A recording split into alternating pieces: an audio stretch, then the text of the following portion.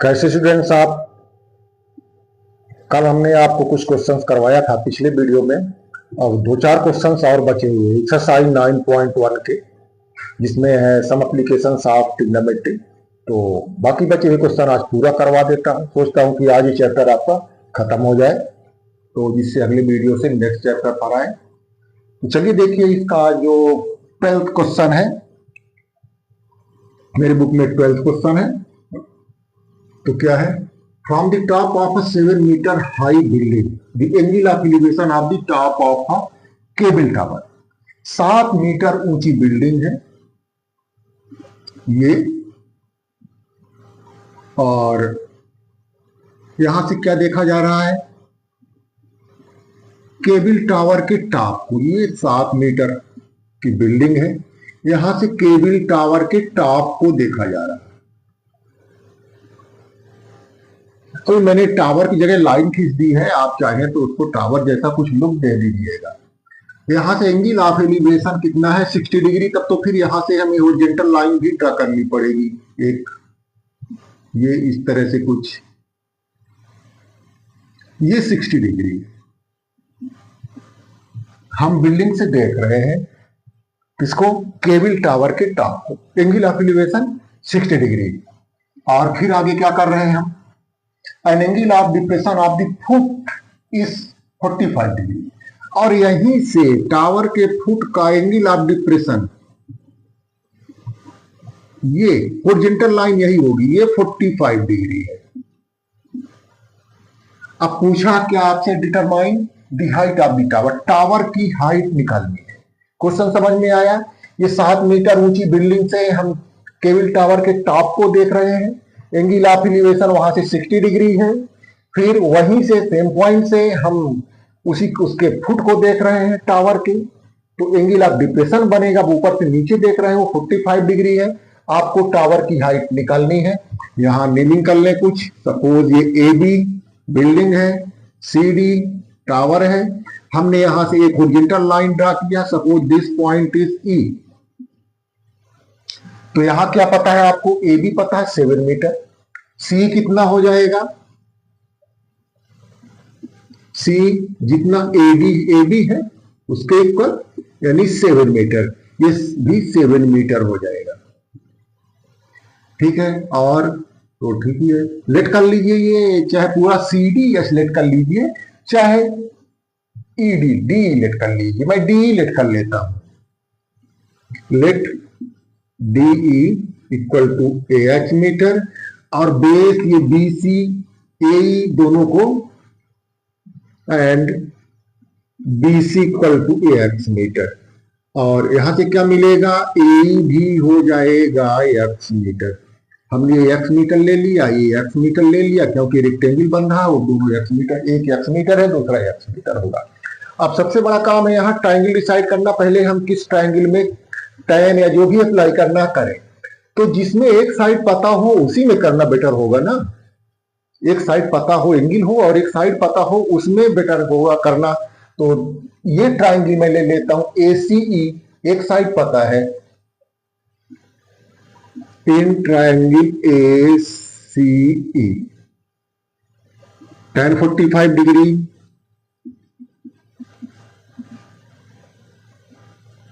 CE upon AE, tan 45 degree 17 upon X, तो X equal to 7 metre. ये ध्यान रखें, जब एंगल 45 डिग्री बनेगा, tan 45 तो 1 होता, उस केस में आपका परपेंडिकुलर और बेस सेम होगी। जितना ये C होगा उतना ही AE होगा। हालांकि AE हमारा बड़ा दिखता है, वो रफ फिगर है, हाथ का खींचा हुआ है। तो ये भी X जो आ गया आपका 7 हो गया। अब 7 हो गया। अब होगी, और निकालना क्या था आपको? Height of the tower. ये आपने H लेट किया है, ध्यान रखें। D हमने H लेट किया है। अगर CD H लेट किया होता तो ये H माइनस 7 होता। तो अब हम ये ट्राइंगल आ जाता हूं इसमें AED में। Now in triangle AED, tan वहां भी अप्लाई करेंगे, tan 60 degree, equal to perpendicular, तो वही डी हो जाएगा और बेस ए ही हो जाएगा। √3 इक्वल टू एच लिया है और ए आ चुका है एक्स 7, अगली लाइन में 7 रख दूंगा। √3 इक्वल टू एच अपॉन 7। तो यहां से क्या मिला आपको, 7 की साइड से निकल दीजिए, तो एच इक्वल टू 7√3 मीटर। ये आ गया 7√3 मीटर। अब ये हमारा आंसर नहीं है, हाइट ऑफ द टावर हमारा आंसर है और वो सीडी होगा। हाइट ऑफ द टावर वो है सीडी। सीडी कितना हो जाएगा, सी प्लस डी यानी 7√3 प्लस 7, 7 कॉमन ले लें, √3 प्लस 1 मीटर। तो आंसर आपका हो गया 7√3 प्लस 1 मीटर। ये अकॉर्डिंग टू एनसीईआरटी ये आपका आंसर हुआ। डेसिमल में अगर रखना हो कभी तो यहां के बाद आप √3 की वैल्यू याद रखें, √3 इक्वल टू 1.732। √2 की होती है 1.414। एक आध वैल्यू याद रखें तो आप डिवीजन मेथड से बच जाएंगे। वो रख के फिर 1 ऐड करके 7 से मल्टीप्लाई कर देंगे। एनसीईआरटी ने प्रॉब्लम खत्म कर दी है। चलो भैया रूट में आंसर देते हो, रूट में दे दो, इरेशनल में आंसर दे दो। ये आपका क्वेश्चन हो गया, इस साल हो गया। अब चलिए आगे देखता हूं अगला question, question number 13। Question number 13 में क्या है, as observe from the top of 75 metre high lighthouse from the sea level, the angle of depression of two ships are 30 degree and 45 degree. One ship is exactly behind the other on the same side of the lighthouse. Find the distance between the two ships. Lighthouse है कोई, सी के किनारे, सी शोर पर एक light house है ऐसा, और बिल्कुल ये समुद्र किनारे है। यहां इसकी सीट में 2 शिप्स हैं, सपोज एक ये और एक और यहां ये, और यहां लाइट हाउस के टॉप से देखा जा रहा है और angle of depression 30 degree and 45 degree.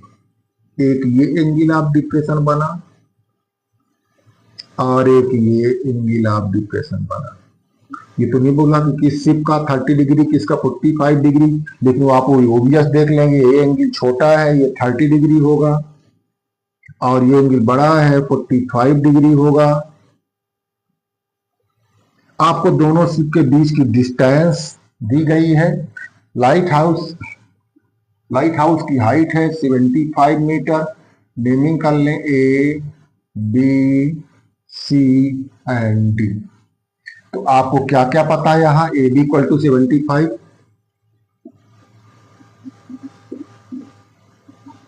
Late कर लेता हूं बी डी और C D. Let B D equal to X metre and C D equal to Y metre. ये डिस्टेंस मैंने एक्स मीटर ले लिया, ये डिस्टेंस मैंने वाई मीटर ले लिया, ठीक है। अब हमें 2 शिप्स के बीच की डिस्टेंस यानी जो y है वो आपका आंसर होगा। पहले किसमें हम tan अप्लाई करें, पहले कौन सा ट्रायंगल ले, तो अगर मैं बड़ा वाला ABD ट्रायंगल लेता हूं तो परपेंडिकुलर होगा, बेस पूरा BC होगा, तो x प्लस वाई रखना पड़ेगा, 2 वेरिएबल और तीसरा h है ना आ जाएंगे। और अगर मैं ABD ट्रायंगल लेता हूं तो उसकी एक साइड पता है और बेस निकल आएगा वहां से, in triangle ABD।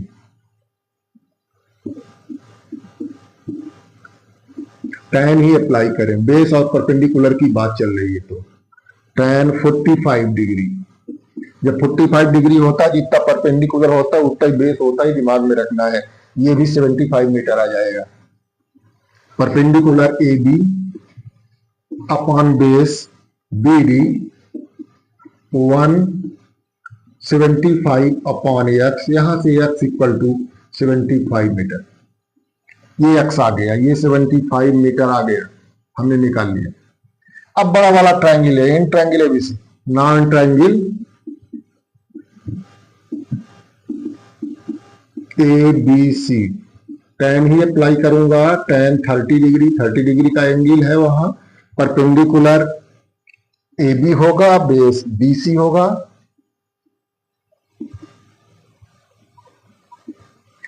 tan 30 degree 1/√3, A B 75, B C, ये एक्स प्लस वाई दोनों रखना होगा, X plus Y,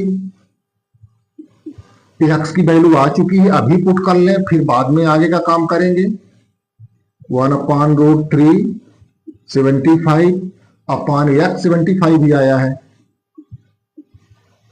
cross wise multiplication कर लें, 1 इंटू 75 प्लस वाई, वो 75 प्लस वाई होगा, और इधर √3 और 75 का 75√3, 75 की साइड चेंज कर दें, उधर जाके माइनस हो जाएगा, तो y निकल आएगा 75√3 माइनस 75, एंड 75 कॉमन ले सकते हैं,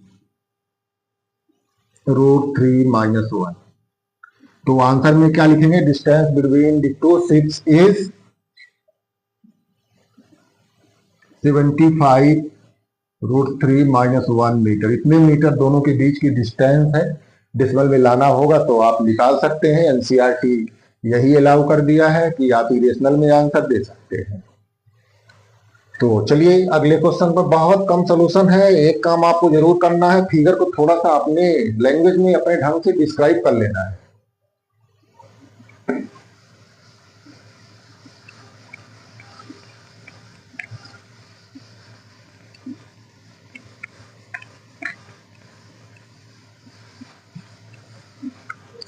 थर्टींथ क्वेश्चन हुआ, 14th क्या कहता है, a 1.2 meter tall girl spots a balloon moving with the wind in a horizontal line। एक लड़की है, 1.2 मीटर उसकी हाइट है, सपोज ये लड़की है, ठीक है ना। अब लड़की कैसे बनाओ, ये हमें उसकी हाइट से मतलब है, तो ये 1.2 मीटर टॉल गर्ल है, ये क्या देख रही है, एक बैलून देख रही है जो हवा से चल रहा है ऊपर कहीं। ये देखिए बैलून बनाने की कोशिश करता हूं, ये तो मैंगो बन गया है, बना बैलून रहा था, बन मैंगो गया, अब बैलून बना। तो बैलून देख रही है, ये लाइन ऑफ साइट हुई, एंगल ऑफ एलिवेशन कितना बोल रहा है यहां पर,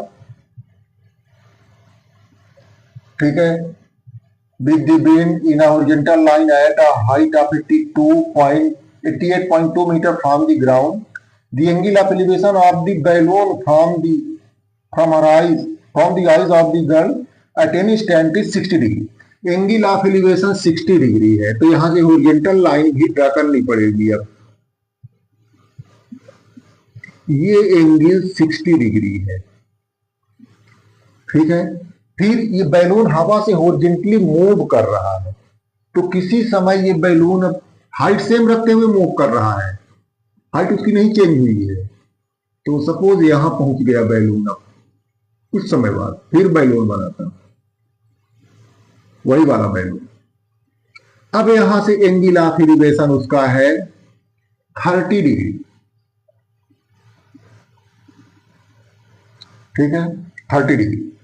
ये वहीं से ज्वाइन करना होगा, ये एंगल ऑफ एलिवेशन इसका 60, ध्यान रखिएगा, ये पूरा था, ये 30 डिग्री है, और बैलून की हाइट बोला है ग्राउंड से, ये ग्राउंड लेवल है 88.2 मीटर, ग्राउंड से उसकी हाइट दी गई है। थोड़ा सा इस हॉरिजॉन्टल लाइन को और बढ़ाते हैं, यहां नेमिंग कर लें, ए बी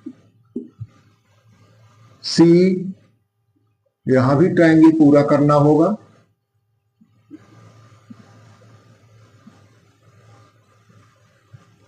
डी ले लेता हूं, ई ले लेता हूं, लेटर की तो अपने पास कमी नहीं है, यहां भी कुछ ले लेता हूं, सी ई एफ ले लेता हूं, यहां जी ले लेता हूं। चलिए सारे हो गए। अब यहां देखिए क्या क्या हमको पता है, ए बी उतना ही ई सी होगा, तो CE equal to A B, ये कितना हो जाएगा 1.2 मीटर, ये भी 1.2 मीटर हो जाएगा। पूरी हाइट 88.2 मीटर थी। अब आपको ईडी निकालना है, जितना ईडी होगा उतना जीएफ होगा, F G equal to DE, ये हो जाएगा 88.2 माइनस 1.2, यानी ये दोनों कितने आ जाएंगे 87 मीटर हो जाएंगे। ये भी 87 मीटर हो गया और ये हाइट एफ जी भी 87 मीटर हो गई। 87 metre 1.2 metre 88.2 metre total distance हुई ग्राउंड लेवल से। और क्या रह गया, बेस लेट कर लीजिए, बेस नहीं पता है तो लेट इसको एजी अलग लेट कर लीजिए, एक्स मीटर, और जीई अलग लेट कर लीजिए वाई मीटर। बैलून कितना मूव किया, यहां से यहां मूव किया, ये डिस्टेंस मीन जीई निकालनी है आपको। ये एक्स ले लिया है आपने, ये वाई ले लिया है आपने, तो अब वाई निकालना है, वाई आपका फाइनल आंसर होगा। चलिए देखता हूं पहले कौन सा ट्रायंगल लू, तो पहले ये ट्रायंगल ले लेता हूं ए जी एफ, जिसमें एक साइड पता है, एक ही वेरिएबल यूज हो रहा है। In triangle A ji F, और उसमें एंगल ये पूरा है, ध्यान रखिएगा 60 डिग्री, ये पूरा एंगल है tan 60 डिग्री, ये हो जाएगा F G upon A G. tan 60 degree root 3, F G 87 meter, A G X लिया है आपने, तो क्या आ जाएगा आपका X equal to 87 upon root 3, side हमने चेंज किया, और ये 3 से कट रहा है तो रेशनलाइजेशन भी कर दे यहां पर इसका, ठीक है। रूट 3 से न्यूमरेटर और डिनोमिनेटर को मल्टीप्लाई भी कर दे, तो एक्स की वैल्यू हो जाएगी 87 रूट 3, और रूट 3 और रूट 3 का प्रोडक्ट 3 से इसको कैंसिल कर दें, 3 2 जा 6, 27, 3 9 जा 27, एक्स की वैल्यू हुई 29 रूट 3 मीटर में। ये अपना फाइनल आंसर नहीं है, तो एक्स की वैल्यू आ गई। अब बड़ा वाला ट्रायंगल लें आप, जिसमें 30 डिग्री का एंगल बन रहा है, उसमें देखें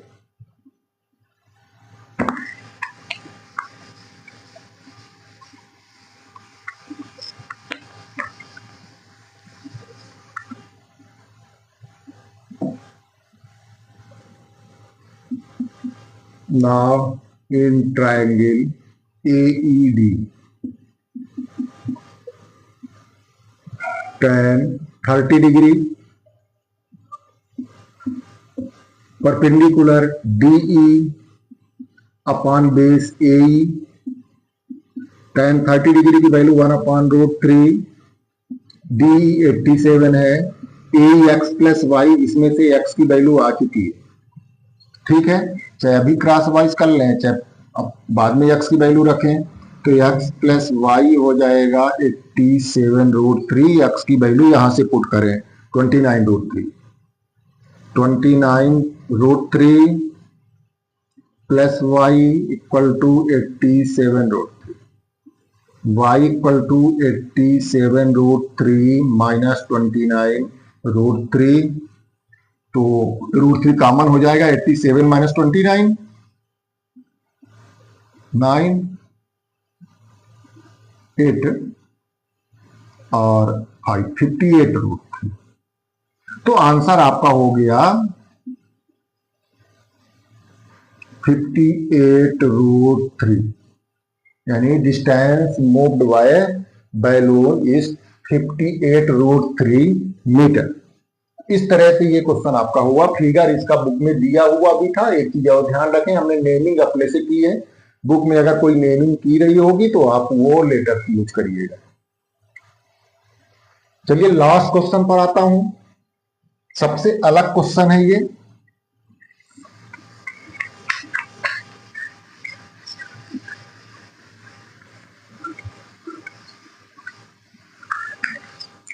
तो लास्ट क्वेश्चन क्या कह रहा है आपका, a state highway leads to the foot of a tower. एक टावर है ये, और यहां से स्टेट हाईवे गई है, टेढ़ी हो रही हाईवे, यार हाईवे तो सीधी बनती है, ये हाईवे होगी, ये टावर है। टावर की हाइट भी इस बार नहीं दिया। A man standing at the top of the tower observe a car at an angle of depression of 30 degree. यहां से ये कार देख रहा है, जरूरत थी क्या यहां खड़े होना टावर में, लेकिन खड़ा है देख रहा है। तो बनाता हूं, यहां मान लो अभी कार है, एंगल ऑफ डिप्रेशन अभी 30 डिग्री है, ठीक है, कार को भी देख रहा है 30 डिग्री है।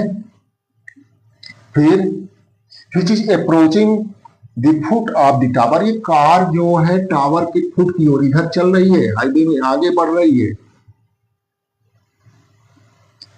टावर यूनिफॉर्म स्पीड से। 6 second later the angle of depression of the car is found to be 60 degree. अब ये चल रही है तो कुछ समय बाद वो यहां पहुंच रही है, और यहां इस केस में एंगल ऑफ डिप्रेशन यानी ये एंगल 60 डिग्री है। ये 6 सेकंड में यहां से यहां पहुंची, ठीक है, 6 सेकंड में ये यहां से यहां पहुंची है। यहां एंगल ऑफ डिप्रेशन 30 डिग्री था, 6 सेकंड वो आगे बढ़ी, यहां पहुंची, अब एंगल ऑफ डिप्रेशन 60 डिग्री। अब देखें पूछा क्या है, उसको देखता हूं। Find the time taken by the car to reach the foot of the tower from this point। अब इस पॉइंट से टावर के फुट तक में पहुंचने में उसको कितना समय लगेगा, तो नेमिंग करिए A B C D.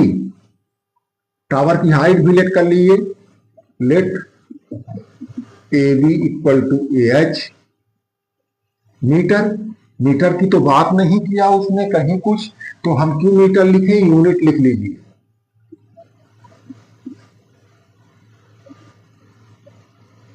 D D x unit, distance की ही कोई यूनिट होगी, और सी डी वाई यूनिट। ये तीनों डिस्टेंसेस हमने लेट कर लिए, एक्स यूनिट लेट कर लिया, बी डी एक्स यूनिट, ये वाई यूनिट, और ये सी डी, सी से डी तक पहुंचने में उसको 6 सेकंड लगा है। अब टाइम ही पूछा है, डी से बी पहुंचने में टाइम, तो ये तो क्वेश्चन हो गया स्पीड डिस्टेंस एंड टाइम का। तो पहले आप स्पीड निकालिए उसकी, स्पीड ऑफ द कार। तो स्पीड क्या होता है, distance upon time, C D upon time 6 second, यानी वाई अपॉन 6, क्या यूनिट लिखें, मीटर पर सेकंड होता है ना, या किलोमीटर पर आवर। तो यहां डिस्टेंस की यूनिट है, यूनिट पर सेकंड लिखता हूं। ये स्पीड हो गई, इसको दिमाग में रखिए, वाई अपॉन 6 यूनिट पर सेकंड उसकी स्पीड हो गई। अब चलिए टेन वगैरह अप्लाई करता हूं, तो पहले मैं एबीडी ट्रायंगल में अप्लाई करता हूं, इस चीज को भी दिमाग में रखना है। In triangle A B D,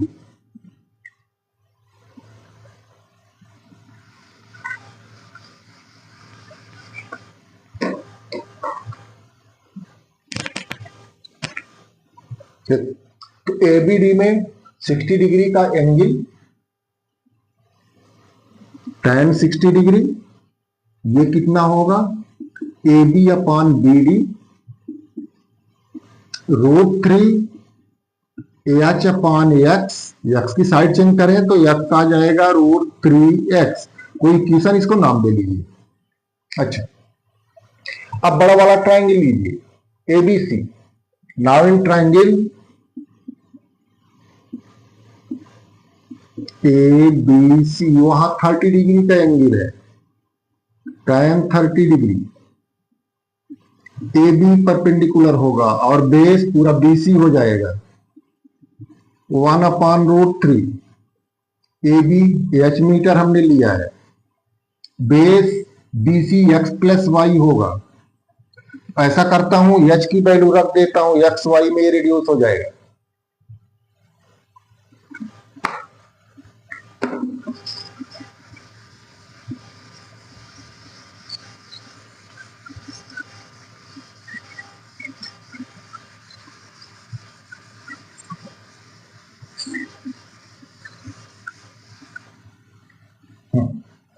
तो हाँ, ये एच की वैल्यू रखिए 1/√3 equal to H √3x upon X plus Y, cross Y multiplication √3 into √3x,